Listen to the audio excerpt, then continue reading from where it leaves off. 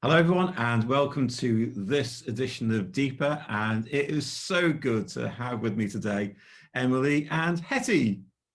Hi! You'll have seen them on Sunday. In fact, you probably see them every Sunday on our online church as they introduce what they do with their kids each Sunday.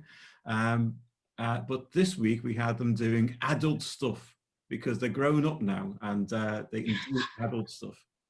And if you've not already seen it, let me encourage you to watch the talk. They did a tag team. It was stunning, absolutely stunning. So it is powerful. It was personal. It was all those kind of things. So well done, girls. Well done.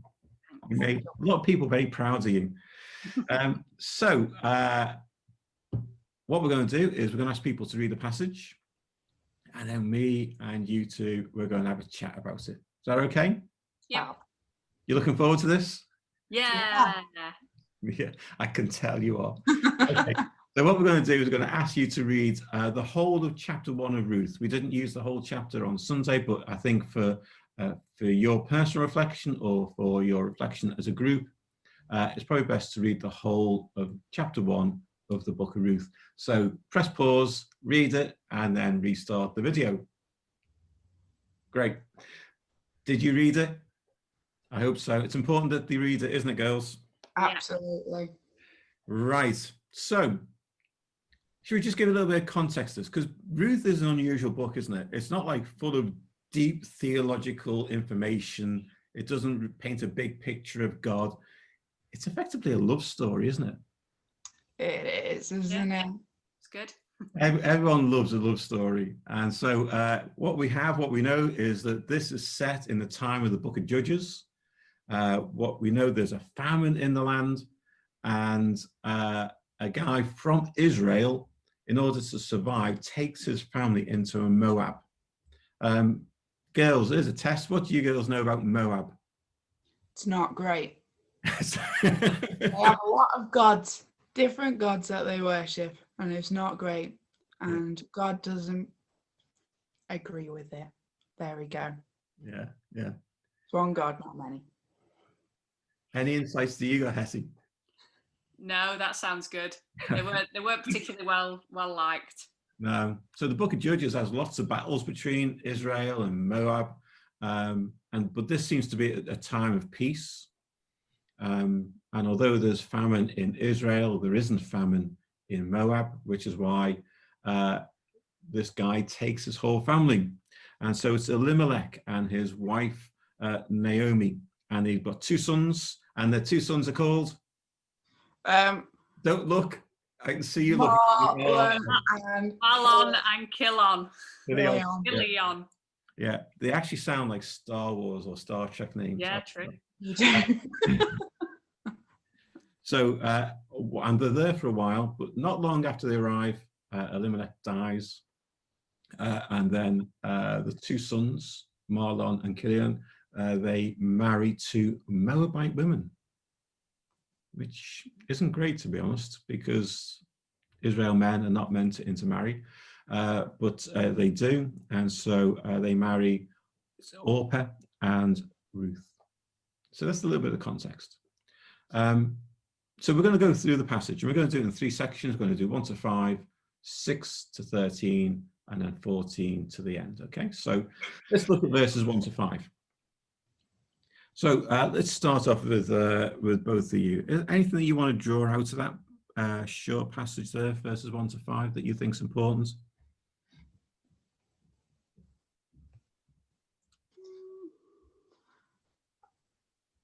Well, it's important that Naomi was left without her sons and her husband. It's very important in terms of the rest of the context of what we'll talk about. Yeah. Yeah, I think it's interesting that it was in Bethlehem because of what is pointed to later on. I think it's cool that it was in Bethlehem.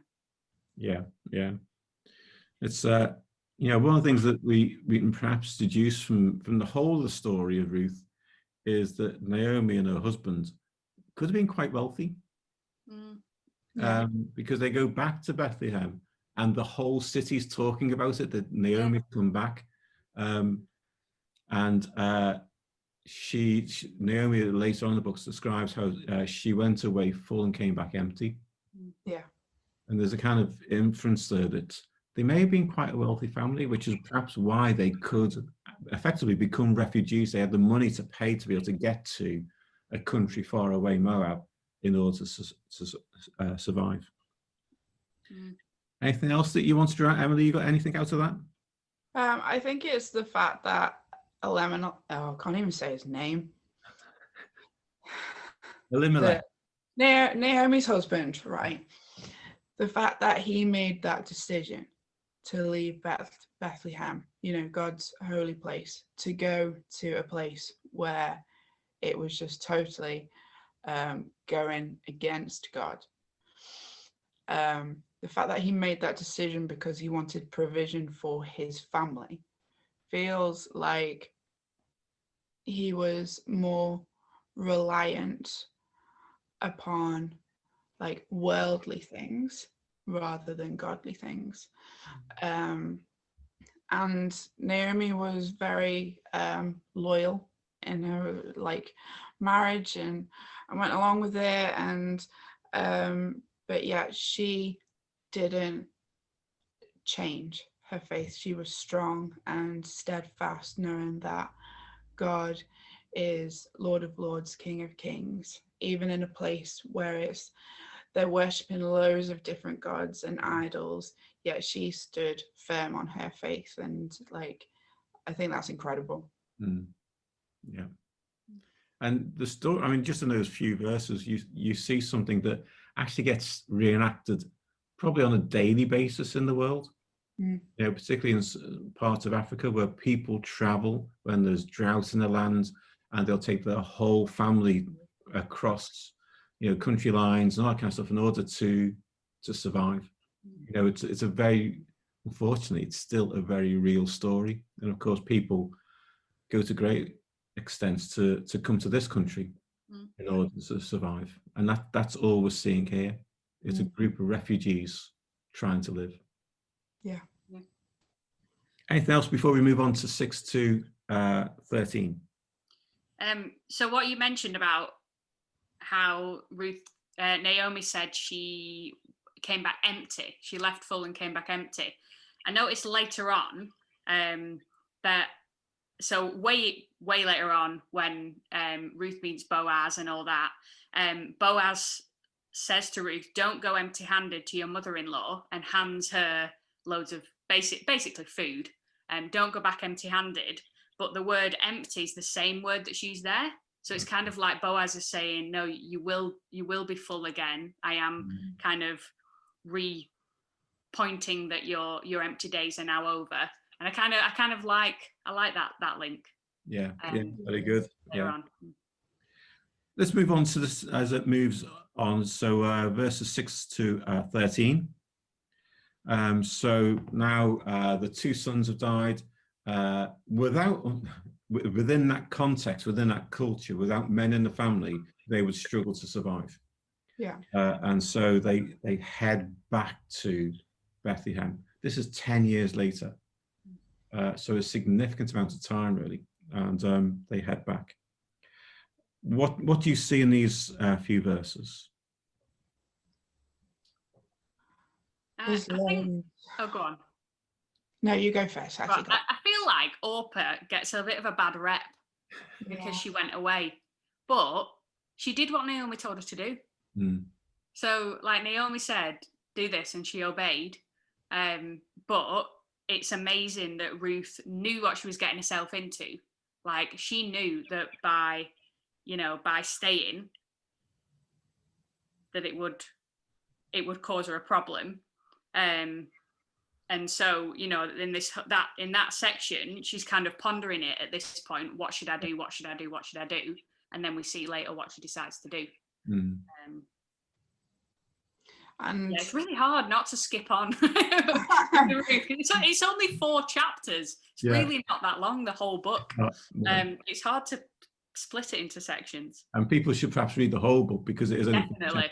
It's really a great story. You just get through to the end. What were you going to say, Emily? I love the relationship that Naomi has with her daughter-in-laws, and how she calls them daughter, which just shows like the closeness that she has with them. And she's just in such a desperate situation, but yet she's willing to be so selfless in saying, actually, you go back to your families, like, you're young, you can get remarried, you can have kids, you can have that security. And she's offering that to them. And like, totally get that the first one does get a bad rep, but she doesn't say no the first time. You know, she turns around the second time, where basically Naomi's pleading for them to go.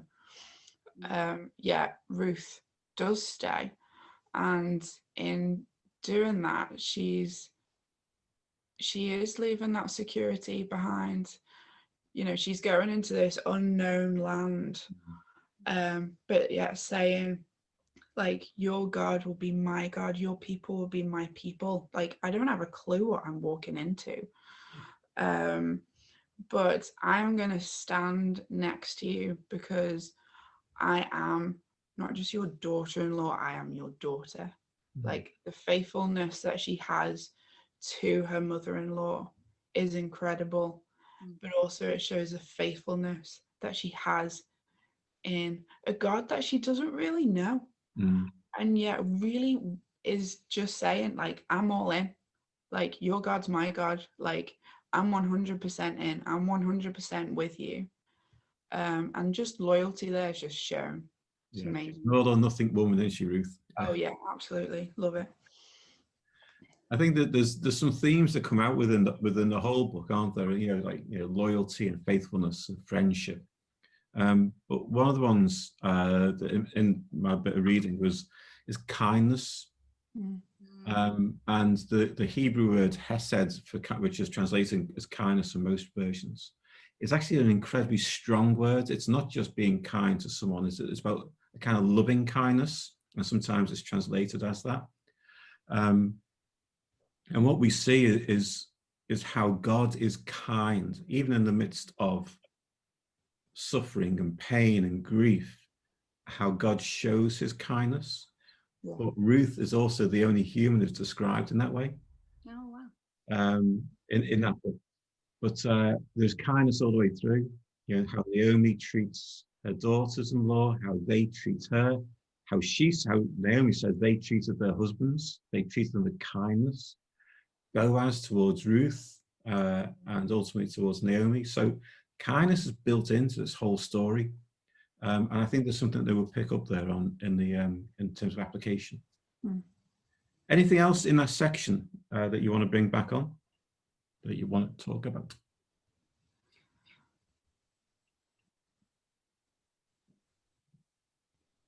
While you're thinking about it, I'll jump in because you've been quiet. I think verse 8 and 9 is something I was really drawn to, because it's effectively Naomi's blessing over her two daughters-in-law. You know, he said, go back. May the Lord show you kindness, if you have shown kindness to your dead husbands and to me. And may the Lord grant each of you that you'll find rest in the home of another husband. And that basically is not just about kindness, that's about safety and security and a future. It's Naomi effectively blessing her two daughters-in-law, praying for God's blessing on them. That just stood out for me, that was a very powerful couple of verses. Let's move on to verses 14 to the end. This is where Orpah does a runner, just to pick on Orpah, and Ruth stays. Anything that you want to draw on that? I love, sorry, just going back literally to where, like, Naomi gives the blessing, and she says goodbye to Orpah. Like, they wept, which shows such love there. But also, like, it says that Ruth clung on to her, Yeah. to Naomi, and it just shows such love between the three of them. And yeah, like, oh, that is in verse 14. Get me. But yeah, it's that thing again. I was saying, like, what I have seen from you in your life and how you've lived out your faith, I'm willing to physically cling on to you as a sign of physically clinging on to your God. And I really feel like her faith probably started through Naomi, but at that point, it felt like she was declaring, like, God is her God. So making that decision for herself and saying, actually, you know, you have been the example of that, and now I am taking that on board. Me clinging on to you is now me clinging on to God. Yeah, that's good. Yeah. And it's interesting that they did weep aloud, because that was kind of, it was customary for them to do that.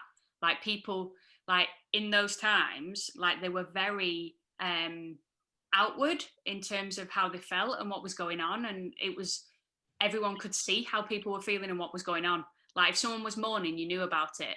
Yeah. You know, but yeah, these days we're just so close to letting people in to know how we're doing. But it's really interesting how they were so open and vulnerable, and everybody knew what was going on with everybody else.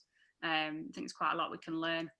But I really like that this whole idea that Ruth wasn't brought up as a Jew. And it's because of what she saw in Naomi that made her say, you know, your God will be my God. And like, there's so much that she just didn't know. There's so much that Ruth wouldn't have known and wouldn't have had a clue about. So she's walking into this foreign land. She's no idea, you know, what's going on. And, you know, we see later on when she meets Boaz and she goes and collects food from his fields, that, like, she doesn't have any idea that in those days it was customary to leave the corners of the fields for the poor and for the needy and for you know, the widows. Like, she might not have even known that was a thing, but she goes and does it because Naomi tells well, they have a conversation about it. And there's so many things that Naomi has to teach Ruth, and it's really brilliant to see that she doesn't just inspire her about that faith, she teaches her what she needs to know. But she must do, you know, otherwise, you know, the things wouldn't have happened that happened. And it's the fact that she wasn't even brought up a Jew, yet Ruth was part of the genealogy of Jesus. Like, it's incredible to see that actually it shows how God feels about people, that it doesn't matter who you are, it doesn't matter where you're from, it doesn't matter what you've done, it doesn't matter anything. Like, everybody's invited to be part of his family. And I love that it shows that, and there's not that exclusivity about where she was born. And one of the reasons why some commentators think this book was written was to show something about King David's lineage. Because obviously, you know, King David is he's not a descendant of Jesus, you know, he's a predecessor of Jesus, he's part of, you know, Jesus' genealogy. And so Ruth is part of David's and Jesus. So there's something powerful there just about the story of Ruth. You never know what comes out of an ordinary person's story. You know, and Ruth is by no means an ordinary person. I think she's extraordinary, really, in what she does. But to all intents and purposes, she was ordinary. Yeah, further down the line, her values, her some of her character comes out in King David, and then further down the line, it's Jesus. You know, it's powerful, really, isn't it? When you think long term, when you look at the bigger picture, it's quite powerful. Yeah, because there's lots of like hints within Ruth towards Jesus, and it's really cool in the Old Testament that you see these little hints that you don't necessarily realize straight away. But when she does meet Boaz, he's referred to as the kinsman redeemer, the one who redeemed her and saved her from, you know, the life that she would have had. And, you know, they, as the Jews, referred to God as their redeemer. And, you know, we see that Boaz is a relative of King David, and then, you know, Jesus further down the line, and Jesus is referred to as our Redeemer and the one who saved us. And it's really great how you look at the character of the people within those stories. Within the book of Ruth, you see particularly Naomi, Ruth, and Boaz. You look at the characters, and then you see little glimpses of Jesus in the way that Boaz responds to Ruth, and the way that they all interact with each other. And I love that these people didn't have a clue that other people would read about them. Like, they had absolutely no idea. They just went about their life being the best person that they could be, and being great people. And, you know, when no one was watching, they did the right thing. And we see that in, like, with Boaz and Ruth's relationship, we see that they did the right thing. They didn't know that we were all going to be talking about them all these years later.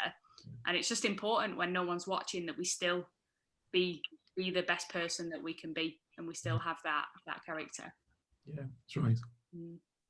There's the kind of the tragic part of some of this is they get back to Bethlehem, and everyone's, you know, shouting, "Oh, this Naomi's back," and they're all excited.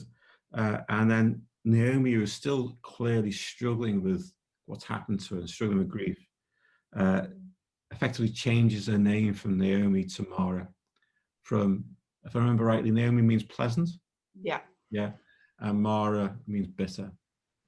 And that's the kind of sad part of the story, isn't it? That at this point, at least, Naomi's not yet reconciled to her situation. And you can hear some of the heartache in that, can't you? Let's think about some of the ways in which we can apply this to ourselves. So we're going to go a little bit wider.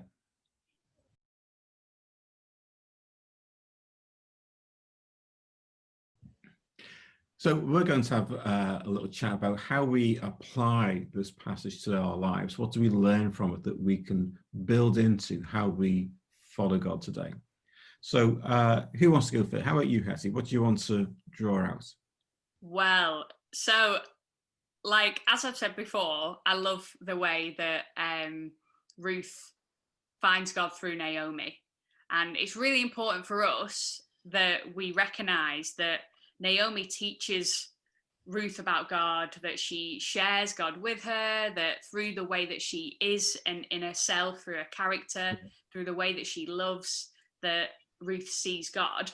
And it's important that we recognize that we not only have the opportunity to do that for others, but the responsibility to do that, that we need to pass on to the next generation, or anybody else. But particularly, I love how it's almost like handed.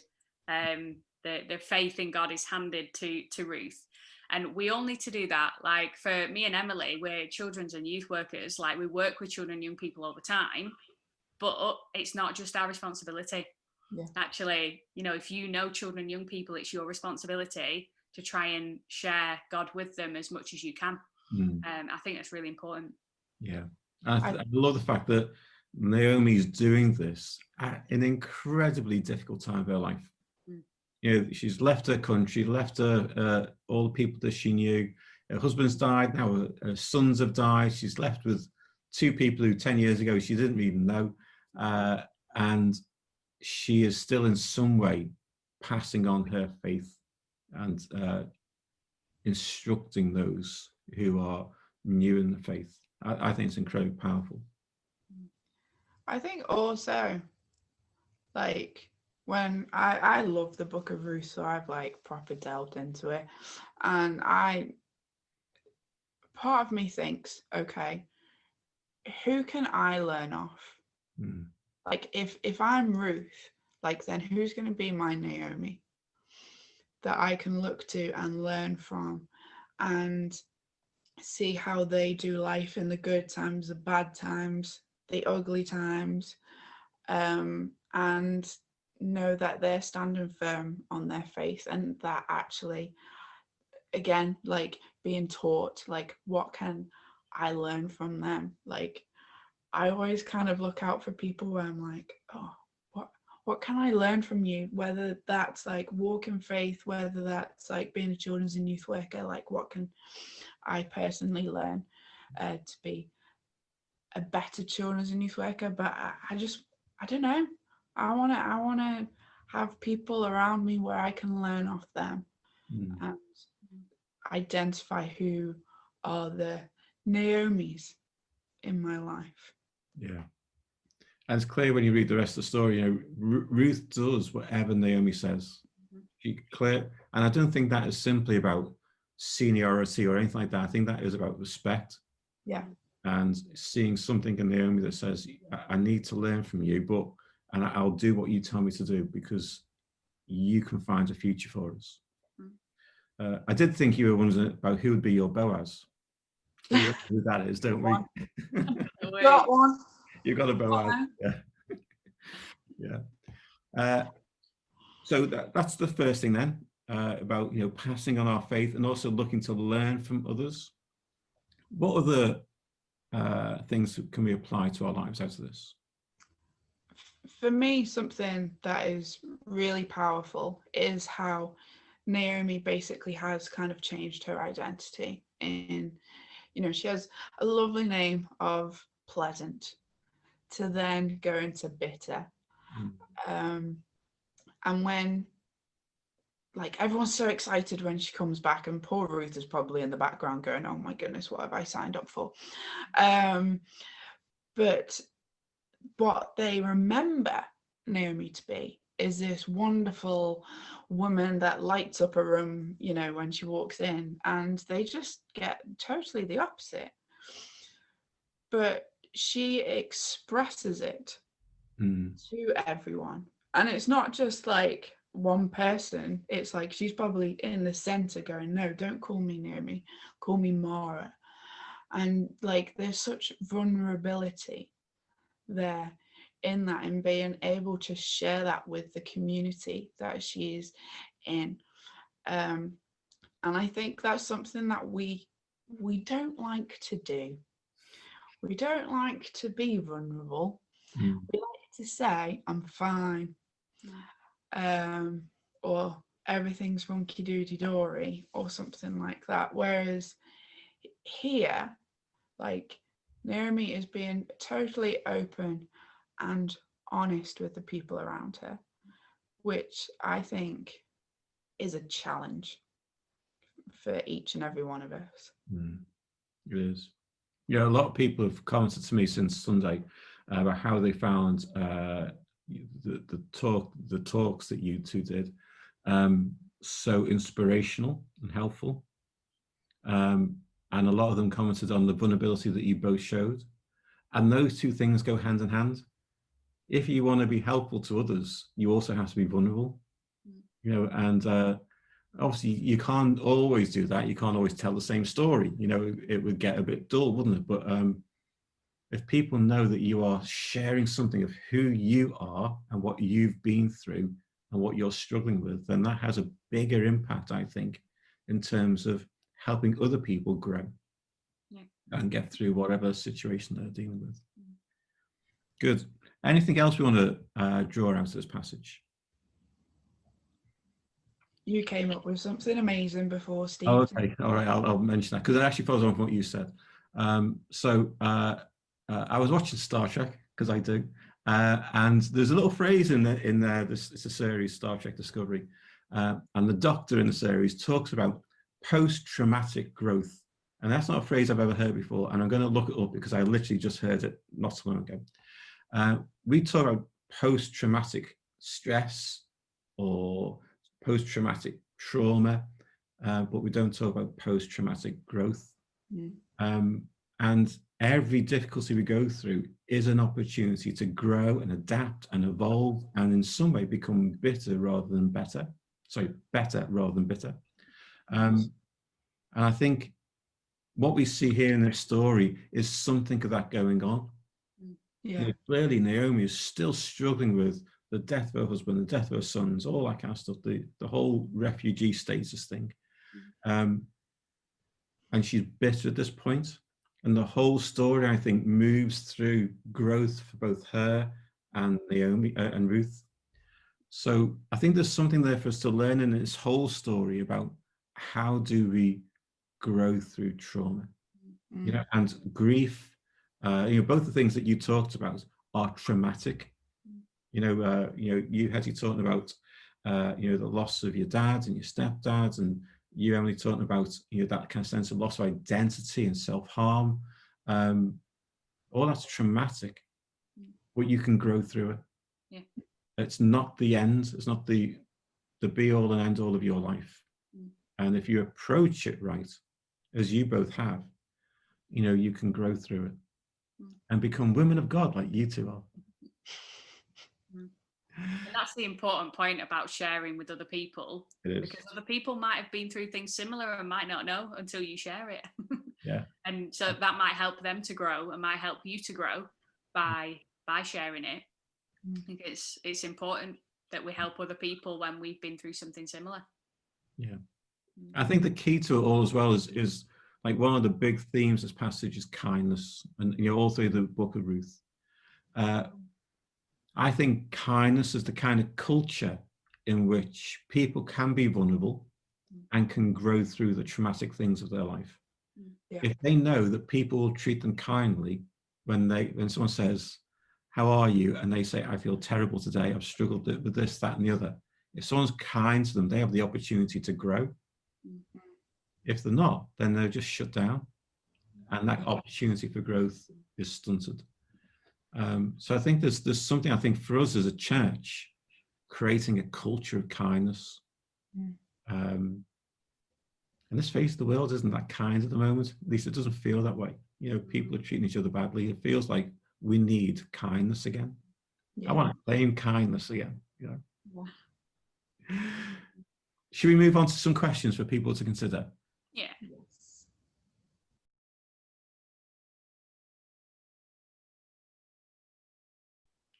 Okay, so we're going to go a bit further now and give you some questions to reflect on, either on your own or as part of one of our missional communities. Let's start off with Emily. What questions would you like to ask? So the first question is, how vulnerable are you with others? And the second one being, how vulnerable are you with God? Yeah. A God that is all seeing and all knowing, do you still say I'm fine? So there's two questions really in there. Two questions all in one, yeah.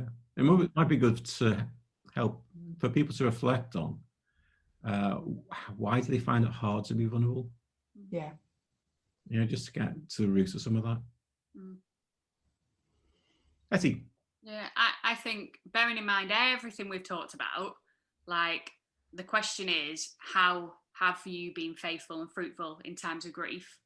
And, you know, in those times, what have you learned about God that you can share with other people? Because testimony is really important.